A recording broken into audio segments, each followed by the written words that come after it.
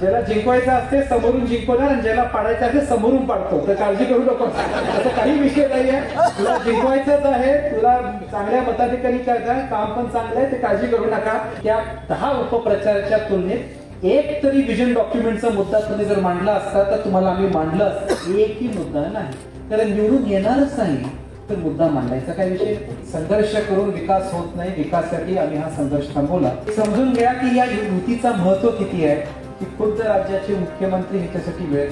माझी स्वप्न आहे की या प्रत्येक शाळेचा प्रत्येक क्लासरूम डिजिटलाइज व्हायला पाहिजे. पण तो अंडरग्राउंड ड्रेनेजचा प्रोजेक्ट झाला तर पुढची 25 वर्षापर्यंत आपल्याला कुठलंही काम करायची आवश्यकता लागणार नाही.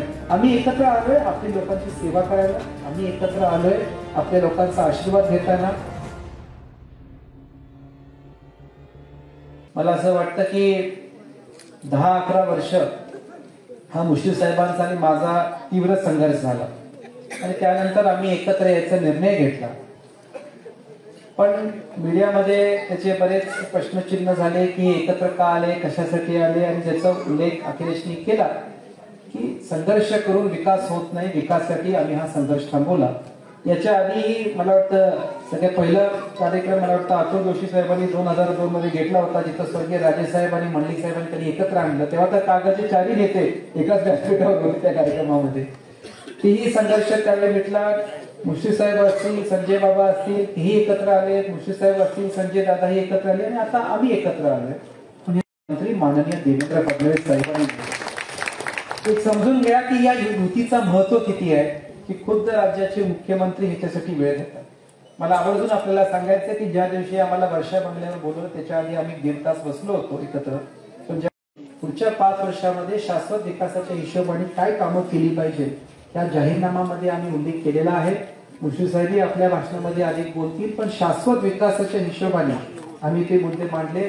अंडरग्राउंड ड्रेनेज हा एक फार महत्वाकांक्षी प्रकल्प, पण तो अंडरग्राउंड ड्रेनेजचा प्रोजेक्ट झाला तर पुढची 25 वर्षापर्यंत आपल्याला कुठलंही काम करायची आवश्यकता लागणार नाही. आणि तो प्रस्ताव मुश्रीफ साहेबांनी बऱ्यापैकी पुढे घेऊन गेलेला आहे. येत्या काळामध्ये तेही काम आपल्याला करता येईल. एक सगळ्यात महत्वाकांक्षी प्रोजेक्ट स्वर्गीय राजेसाहेबांची इच्छा होती, मनोहर पाटील साहेबांना माहिती आहे की सोलार प्रोजेक्ट आपण कागलमध्ये केला पाहिजे. त्याच्यामुळे नगरपालिकेचं लाईटचं बिल आणि नागरिकांना पण लाईटचं बिल कमी करायची चांगली सोय आपण करू शकू. तोही प्रोजेक्ट आम्ही जाहीरनामामध्ये धरलेला आहे. आणि सगळ्यात महत्वाचं की जेव्हा शाहू महाराजांचं कागल म्हणून आपण कागलकडे बघतो, आपल्या कागल नगरपालिकेच्या प्रवी मला वाटतं 8 नगरपालिका शाळा आहेत, 7. माझी स्वप्न आहे की या प्रत्येक शाळेचा प्रत्येक क्लासरूम डिजिटलाइज व्हायला पाहिजे. म्हणजे ई लर्निंगचं किट हे आपण प्रत्येक क्लासरूम मध्ये दिलं पाहिजे. आमच्या फाउंडेशनच्या माध्यमातून जेवढं शक्य आम्ही करू शकलो. पण येत्या काळामध्ये मुश्रीफ साहेबांनी ठरवलं की सगळ्या शाळा पूर्णपणे डिजिटलाइज करायचं एक मानस आम्ही तुमच्यासमोर मांडत आहे. आणि सार्वजनिक ठिकाणी मला असं वाटतं की महिलांचं शौचालय ही काळाची गरज आहे. बायोडिग्रेडेबल जे शौचालय आता येतात याचा आपण विचार केला पाहिजे. असं करून एक 4-5 मुद्दे ठळक आणि येत्या 30 तारखेला आम्ही अधिक त्याच्यावर आपल्यासमोर विषय मांडू. आणि त्याचबरोबर माझं मत आहे की मुश्रीफ साहेबांनी 1999 ला आमदार झाल्यानंतर जी योजना लोकांना माहीत नव्हती ती म्हणजे संजय गांधी योजना, ती मुश्रीफ साहेबांनी खरं म्हटलं तर राज्यामध्ये ही प्रसिद्ध केली.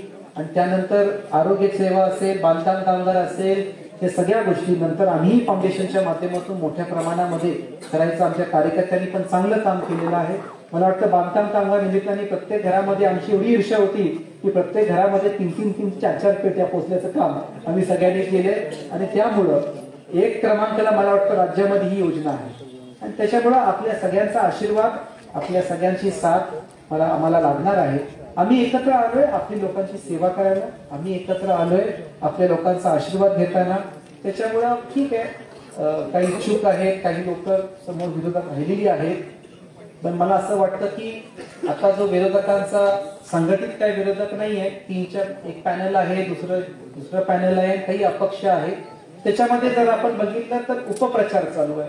आम्ही दोघे एकत्र आल्यानंतर जुन्या काहीतरी क्लिप व्हायरल करायच्या, आम्ही काहीतरी वक्तव्य केलं तर त्याचा काही उपप्रचार करायचा. मी म्हटलं ठीक आहे, भारतरत्न डॉक्टर बाबासाहेब आंबेडकरांनी तुम्हाला संविधानामध्ये उपप्रचार करायचा पण अधिकार दिलाय, करा. पण माझं त्यांना तुम्ही जर सगळ्यांनी बघितलं हे फक्त उपप्रचार चालू आहे. पण मला काय आवडलं असतं, आम्हाला काय आवडलं असतं की त्या 10 उपप्रचाराच्या तुलनेत एक तरी विजन डॉक्युमेंटचा मुद्दा तुम्ही जर मांडला असता तर तुम्हाला आम्ही मांडलं असतं. एकही मुद्दा नाही. कारण निवडून येणारच नाही तर मुद्दा मांडायचा काय विषय येतो. निवडून येणारच नाही तर विकासाचे मुद्दे का बोलायचे. आणि त्याच्यामुळे माझी आपल्या सगळ्यांना विनंती आहे, ठीक आहे प्रत्येकाचं पै पाहुणे नातं असतं, पण मला वाटतं ते 2 तारखेला संध्याकाळी 6:01 ते पाडा. आता आम्ही दोघांनी हा निर्णय घेतलाय. कागल नगरपालिका सुरुवात आहे. हे युती आम्हाला दीर्घकाळ टिकवायची आणि त्याच्यासाठी माझं मत आहे की आपल्या सगळ्यांची साथ लागेल. 2 तारखेला आपण काय मतदान करता, 3 तारखेचा निकाल काय मतदान करता हेही आपल्याला म्हणायचं आहे. आणि एकदा अतुल जोशी मी सहज कुठल्या लग्नात भेटलो होतो, पण प्रत्येक बोलते काय सांगता येत नाही एका कधी काय तुम्ही आणि मुश्रीफ साहेब पण एकत्र या असं एकदा वाक्य सहज त्यांनी मला लग्नामध्ये वाक्य केलं होतं. काय सांगता येत नाही कधी भविष्यात तुम्ही दोघं एकत्र या आणि ते खरंच झालं. आणि त्यामुळं निकाल घेऊन गुलाल लावून आम्ही जाणार आहे मुख्यमंत्री महोदयांकडे.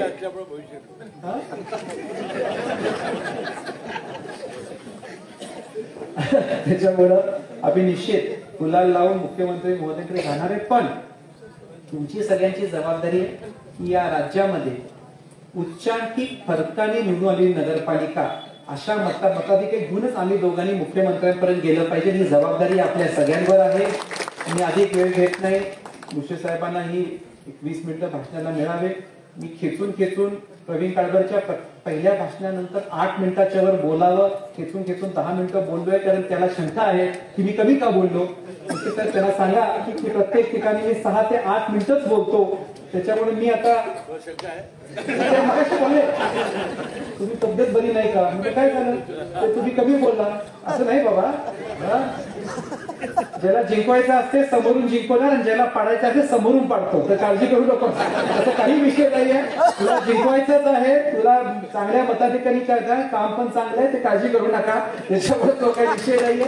कधी 10 मिनिटं आज बोलले साहेबांचं 20 मिनिटाचं भाषण व्हायला पाहिजे. पुढे नंतर आम्हाला काही बऱ्याच लोकांना भेटायचं आहे आणि त्याच्यामुळं आपल्या सगळ्यांचा आशीर्वाद स्वर्गीय राजेसाहेबांच्या काळापासून आहे असाच राहू दे.